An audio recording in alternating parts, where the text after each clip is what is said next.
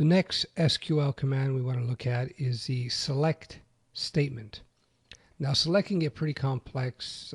There's all kinds of different things you can do. What we're going to do here is just deal with the basics so that again, my goal is to really get you going with PHP in terms of using PHP to communicate with MySQL.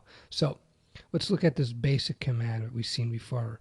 We have select, which is, grab from the database. Star, this is the wildcard. This means select everything, select all the fields, all the columns in the database. And from, this is another keyword, and the table name, in this case, is people. You notice that there's quotes around it, so that's a good idea to do that. So then you hit go. Let me just shrink this so you can see the go button. Here's the go. And you see it selects all the records from the database. Let's do something else. Here is a where clause. Now, where is another keyword, and this is where you can set conditions, where you can say, let me say that again, this is where you can set conditions. Think of conditional statements. It's like sort of like an if statement in PHP. So select everything from people where condition. Now, where one is just a MySQL default, just to understand there's a lot of options and every database will do things in different ways.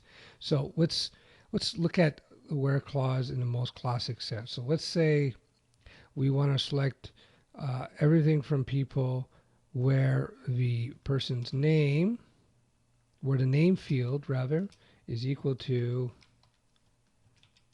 Annie. So this is in reference to the field or column name. And we're basically, where's like if. So basically you can read this as saying select all the records from the people table if the person's name is equal to Annie. If you recall, we have a few Annies. So let's try that. Let's hit go. And as you can see, it only pulls out the records where the person's name is Annie. Interesting, right? So let's go back, hit the SQL. We can go where, let's say we want to pull out all the records where the name is not equal to Annie. So let's, I'll show you that right now. Notice I put Annie inside a quote, so so MySQL knows we're looking for the string Annie. Think of the data type string as we discussed in PHP. Now, this is the not equal to operator. I believe we discussed this in PHP. It's just like PHP in so many other languages, whereas this basically is the exclamation point, and when you have the exclamation point from the equal signs, this is not equal to. So basically we're saying here, select all the records from people where the name of the person is not equal to Annie. So when we hit go, as you can see, it pulls out the records here of everybody that's not, whose name is not Annie. So you see how that simple where statement is very, very powerful and allows us to do a lot. Now, if you notice, now with the star, the wildcard, we're pulling out all the fields, all the columns from the table. So hit go. You notice we're getting the ID and the name. What happens if we just wanted to pull out the name?